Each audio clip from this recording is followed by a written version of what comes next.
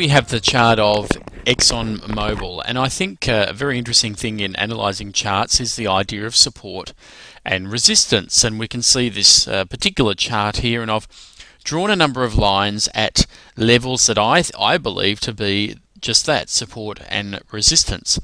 Now, as we know, the idea of support is a particular price level in a chart where the price almost seems to receive some support from it. The price seems to literally bounce off that price level as if it's hitting the floor and then bouncing back up again.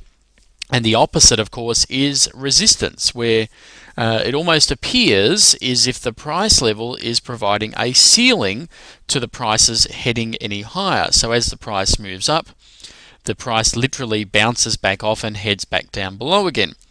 So here we have a situation at $55 where on several occasions the price has bounced off and then moved back up to resistance level here at 65, and notice how likewise it's literally met resistance and the price has not wanted to head up any higher, bounced back off again, had another go at it, bounced back off, had another go at it, bounced back off. So we are literally seeing a ceiling placed at this level for the price to move any higher. And before I talk just quickly about how that resistance comes about, many would think about perhaps buying when they see a stock that they like as it's approaching resistance, to get in a little bit lower than perhaps above the resistance. And this to me is where probability enters the scene. Because let's say we saw this price heading up towards $65 and we wanted to go long and enter a trade in this particular stock. I personally would wait for the $65 level to be cleared before entering, because to me, once the price had reached here, it had a higher probability of becoming a profitable trade. Whereas if we buy it back down here, of course the obvious argument for that is you can pick it up for cheaper and therefore make more money on the trade. However, I also believe the counter to that, and really the disadvantage of doing that, is the resistance level that has proven itself time and time again is yet to be cleared. Therefore, the probability of this being a profitable trade is nowhere near as great as if you had perhaps purchased it a little while later, once breaking through that resistance level. What we also know is often when resistance is broken, and here's another one at 70, often when resistance is broken, it becomes a level of support. And again, we've got resistance here at $80 odd, it's broken through, and now we have levels between $80 and $95 where the price is literally just moving back and forth and bouncing back and forth between those levels. Now, why do we see these support and resistance levels often at round numbers? And I mean multiples of 5 or 10 or perhaps 50 cents or something like that. And I think it all comes back down to the way in which we like to think about prices. It's easy for us to think in round numbers. And rather than putting an order in for $4.03, we'd put an order in for $4 because it's easy to calculate, it's easy to think about, and therefore we have a tendency to gravitate towards round numbers. It's just a human tendency, and we see it very much in the markets.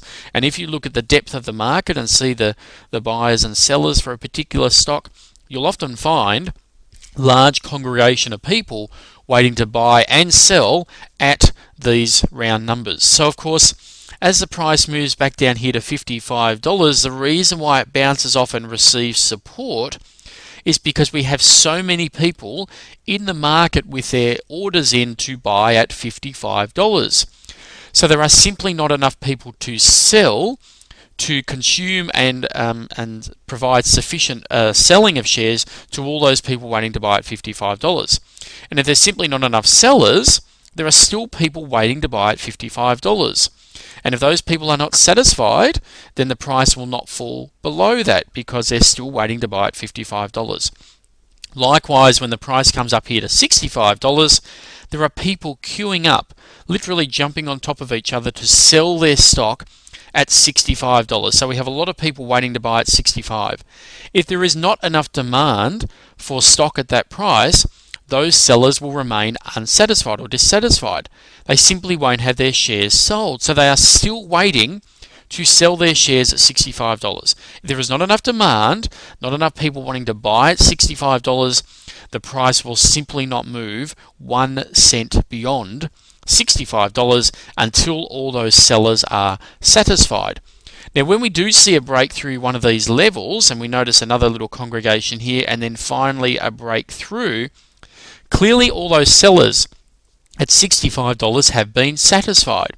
There's obviously been enough demand for stock at $65 to consume and satisfy all those sellers and take up all those selling orders, or those sellers who had their orders in at $65 have maybe changed their mind a little and now see a positive outcome for this stock and therefore decide to cancel their orders to sell because they wish to hold on to ExxonMobil just that little bit longer. Or of course it's probably more so a combination of both.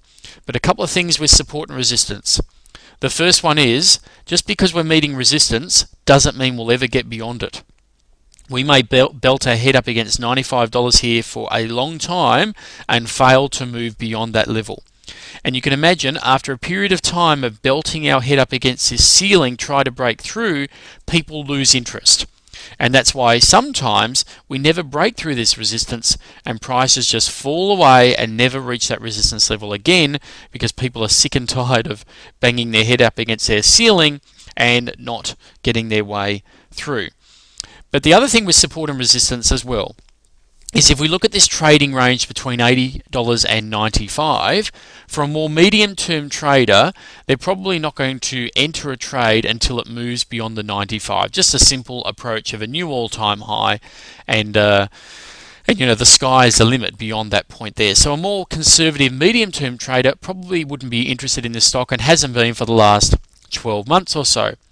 However, at the same time, you would have people who trade quite short term and perhaps use some leverage who may have traded this several times in the meantime, in those 12 months. They saw it bounce off $80 and they've traded it up to 95 here.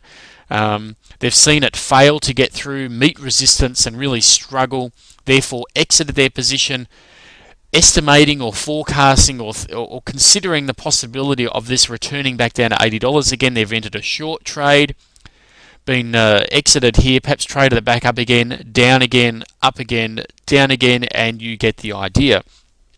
There would be a lot of people who would literally see this period of consolidation here in the movement between support and resistance and enjoy the ride up and down and back up and down again and trade it several times in that 12 months, whereas others perhaps would never even look at that particular stock because the manner in which it's just moving sideways and just moving between two support and resistance levels.